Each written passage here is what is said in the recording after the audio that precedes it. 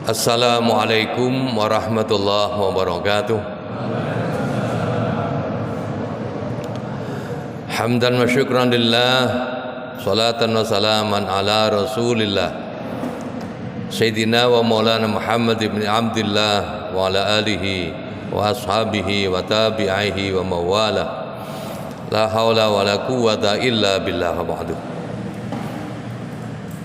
Jamaah salat isya, salat tarawih dan salat witir kaum muslimin dan muslimat Masjid Raudhatul Falah yang mudah-mudahan selalu mengharapkan ridha Allah Subhanahu wa taala. Amin ya rabbal alamin. Bersama-sama marilah kita panjatkan segala puji syukur kita pada Allah Subhanahu wa taala yang mana sampai hari ini, sampai detik ini kita semua masih dalam keadaan nikmat iman dan Islam, sehat walafiat lahir dan batin. Mudah-mudahan Allah Subhanahu wa taala selalu melanggengkan kedua nikmat iman dan Islam ini sampai kelak kita kembali ke haribaannya dalam keadaan husnal khatimah. Amin ya rabbal alamin. Syukur pula para jamaah kita sanjungkan pada Allah bahwa hari ini kita sudah bisa masuk malam yang ke-9 ya. 9 dari bulan Ramadan tahun 1446 Hijriah ini. Mudah-mudahan semua amalan ibadah di bulan Ramadan kita yang sudah kita lakukan dan yang masih akan kita jalani senantiasa diridhoi dan diterima oleh Allah Subhanahu wa taala. Amin ya rabbal alamin. Para jamaah, saya akan mengawali ceramah saya dengan satu pertanyaan.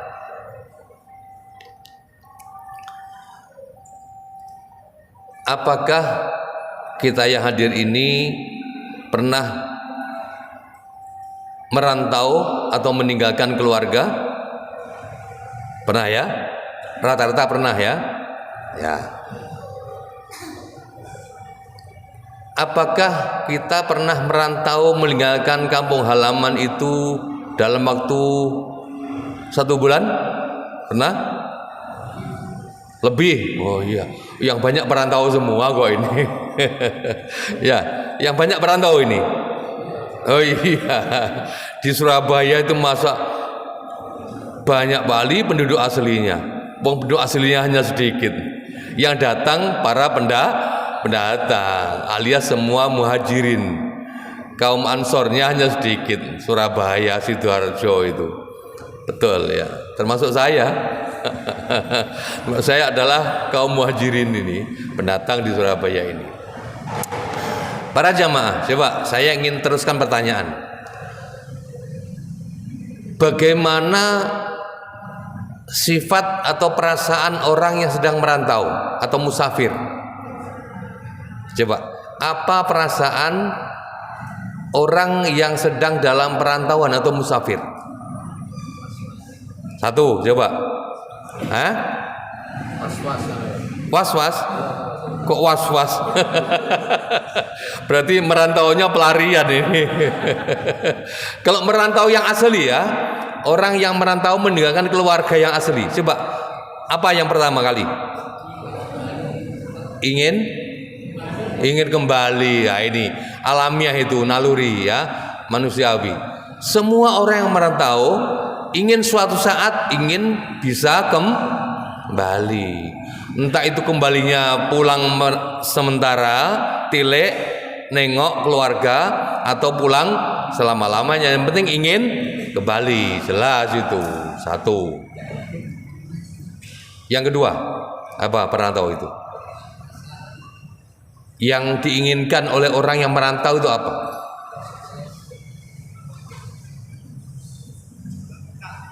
Bawa bekal. Iya ini ngawur kayaknya, tapi bener. Benar Pak, 100 itu. Jadi mencari bekal agar kalau tilik pulang membawa Oleh, itu wajar, itu manusiawi sekali.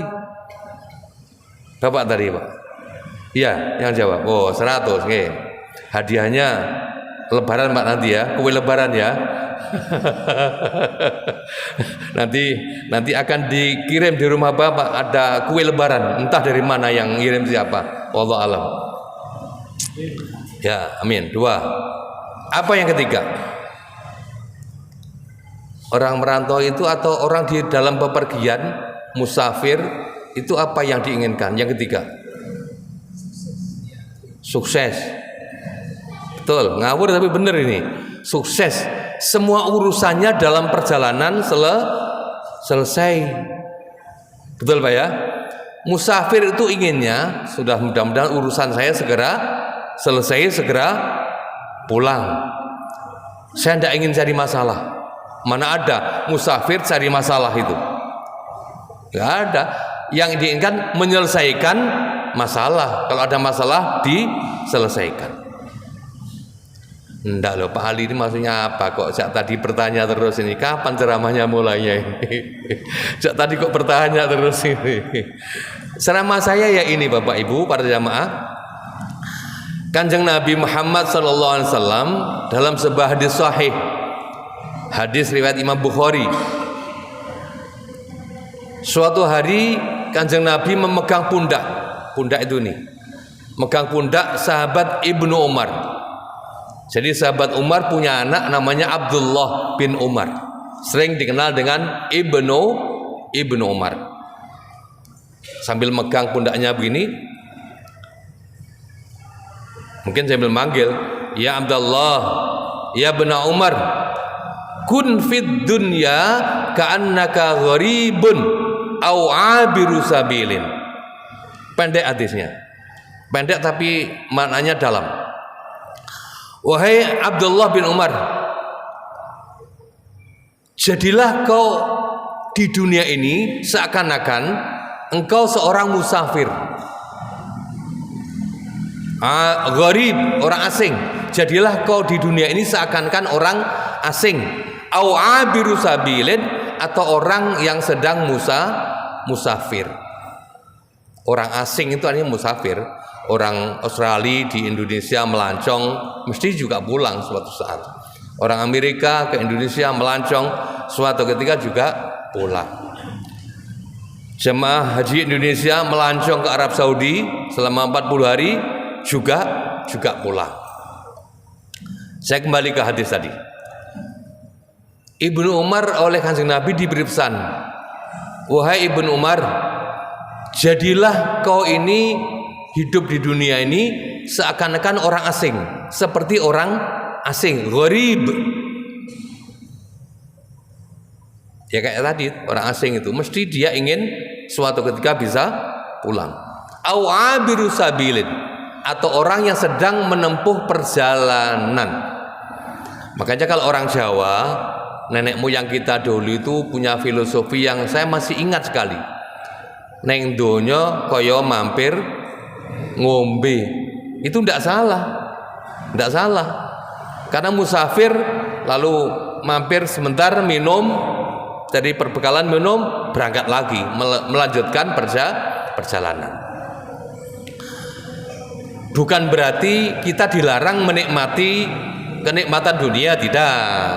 Silahkan nikmatilah keindahan dunia, silahkan menikmati kenikmatan dunia sepuasmu, tapi ingatlah suatu ketika kau akan pulang. Oh, kamu itu musafir. Jadi hadis ini bukan berarti umat Islam dilarang menikmati nikmatnya dunia, tidak.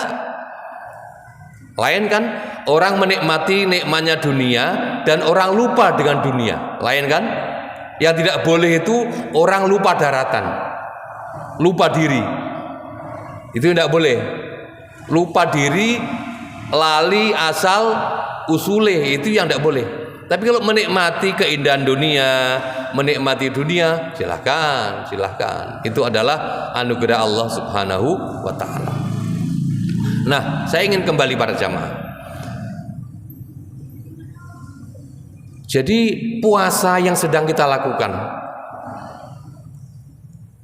Kita kan tahu kan orang puasa itu mesti ngeleh, lapar, dahaga, mesti gitu kan.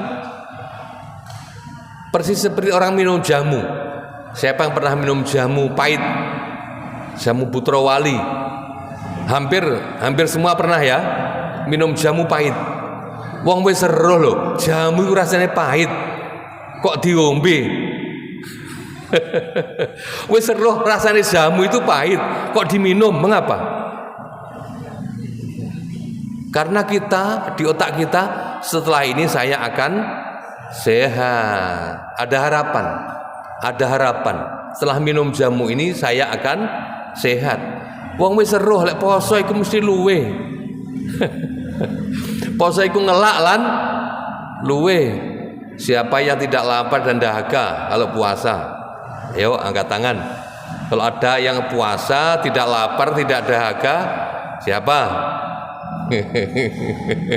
Kalau ada orang berpuasa tidak lapar, tidak dahaga, itu malah tanda tanya saya. Iki jane poso tenanan apa poso apa kerso ini? Keluarganya sahur, ikut sahur. Keluarganya berbuka, ikut berbuka. Tapi siang tadi jam 12, jam 1 juga berbuka. Ini berarti ya kalau di sini saya kan tidak ada ya, mudah-mudahan tidak ada. Sudah tahu kalau puasa itu lapar dan dahaga, mengapa kita semua masih mau melakukan berpayah-payah sebulan penuh malahan itu. Sebulan penuh. Tadi jam 12, jam 1 misalnya yang sempat kerja di lapangan, di tempat yang panas, mesti sangat dahaga. Padahal di mobilnya atau di motornya ada aqua. Kok ia tidak mau minum? Wong tidak ada orang lain. Seandainya kita minum pun loh, tidak ada yang tahu. Tapi mengapa tidak mau minum? Jawabnya satu, karena setelah ini saya akan ketemu Allah Subhanahu wa ta'ala. Saya sadar bahwa saya dipantau Allah, puasa saya dilihat oleh Allah, dimonitor oleh Allah. Suatu saat saya akan kembali pada Allah Subhanahu wa ta'ala. Persis kayak orang minum jamu tadi. Setelah ini saya akan sehat. Nah sudah para jamaah. Saya kembali ke hadis tadi. Kalau Kanjeng Nabi memerintahkan kita, mengajarkan pada kita, hidup di dunia itu mindset kita, ya. Mindset itu pola pikir. Pola pikir kita harus seperti orang asing. Tadi saya tanya di awal, orang asing itu satu, suatu saat ingin kembali. Yang kedua, kalau kembali membawa oleh. Yang ketiga, selama di pengasingan, selama di perantauan, dia bisa menyelesaikan semua masalah, tidak ingin cari masalah. Nah, iya ya, saya suatu ketika pulang pada Allah Subhanahu wa ta'ala. Ini kalau pulangnya kayak orang asing yang pulang tidak bawa oleh-oleh, coba para jamaah bisa rasakan bagaimana rasanya sudah puluhan tahun meninggalkan kampung halaman. Yang usianya 60 tahun, ya 60 tahun meninggalkan kampung halaman. Usianya 50 tahun meninggalkan kampung halaman. Nanti akan kembali kepada Allah Subhanahu wa ta'ala. Kok orang gawa oleh. Bayangkan, seorang ayah meninggalkan Surabaya ke Kalimantan sudah 20 tahun. Keluarga, anak istrinya di rumah ditinggalkan. Ketika pulang sampai Surabaya, sudah salaman semua, mengabarkan semua, berpelukan semua. Kok menengai, orang buka-buka tas. Padahal keponakannya, anaknya, adiknya semua berkumpul menunggu oleh. Mestinya begitu. Coba kita bayangkan, kalau kita tidak bawa oleh-oleh, apa rasanya? Kecewa, nelongso, ya isin, gitu loh. Wis pirang-pirang puluh tahun lunga kok mulih orang gawa oleh-oleh. Orang meninggal di akhir nanti begitu juga. Orang-orang di akhirat nanti juga banyak yang menyesal. Ya laitani law kuntu turaba. Itu di surat An-Naba. Ya laitani, aduh seandainya, law kuntu turaba, seandainya aku menjadi tanah, luwih apik aku dadi tanah daripada sudah puluhan tahun pergi ke dunia, di akhirat ndak punya bekal, ndak punya sangune ning akhirat. Nauzubillah min dzalik. Lau anna lana karratan fanattabi'a minhum. Ada lagi ayat, seandainya ya Allah aku kau balikkan ke dunia ya Allah, aku akan mengikuti ajaan-ajaannya para nabi, para rasul. Getun bah, getun. Wong aku dikabari para rasul, para nabi, diajak puluhan nabi, banyak nabi, kok aku ndak mau ngikuti jejak langkahnya. Seandainya aku balik ke dunia, meskipun hanya sebentar. Nah ini, tapi semua tinggal penyesalan. Nah, maka yang terpenting selama puasa Ramadan ini kita mencari bekal. Salah satu bekal kita adalah lewat ibadah puasa. Sholatnya sudah, insya Allah semua sholatnya sudah baik, kecuali yang belum. Bagi yang suka bolong-bolong sholatnya, subuhnya kedahuluan matahari, maghribnya kedahuluan, asarnya kedahuluan matahari, mepet baru sholat asar. Mari, mumpung ini di bulan Ramadan, kita benahi, kita perbaiki sholat kita, puasa kita, jangan sampai bolong-bolong. Bagi yang puasanya tahun lalu masih kurang baik, kurang sempurna, kita sempurnakan di tahun ini. Siapa tahu, mudah-mudahan tahun ini kita menemui malam Lailatul Qadar. Kalau yang menemui malam Lailatul Qadar, syukur, karena hidupnya semalam itu bisa ngodoi, ya, bisa nempui 83 tahun yang lalu. Sehingga selama 83 tahun yang lalu, kalau ada yang bolong-bolong akan dipenuhi, dikodoi dengan malam Lailatul Qadar. Nah, para jamaah sekalian, saya akan kembali ke hadis tadi itu. Makanya Kanjeng Nabi dalam sebuah hadis lagi, hadis yang kedua ini, hadis sahih, lis-shaimi farhatani. Ada hadis begini, bagi orang yang berpuasa itu ada dua kegembiraan. Farhatun idza aftara fariha bi fitrihi. Kegembiraan yang pertama, jika ia berbuka, dia gembira dengan bukanya. Wa farhatun, kegembiraan yang kedua, idza laqiya rabbahu fariha bi siyamihi. Jika bertemu kepada Tuhannya, dia bergembira dengan puasanya.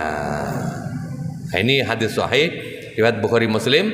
Jadi orang berpuasa itu punya dua kegembiraan. Yang pertama, dikala berbuka. Semua orang yang puasa, yang berbuka, mesti rasanya bahagia. Tidak ada orang berbuka itu yang tidak bahagia, kecuali posone itu-itoan. Dan ya, saya yakin tidak ada di masjid ini. Kalau puasanya serius, lapar bener, dahaga bener, mesti saat berbuka dia merasa bahagia. Satu, iku sih bahagiane donya, bahagiane ketemu panganan, makan minum. Apalagi nanti ketika bertemu Allah Subhanahu wa ta'ala.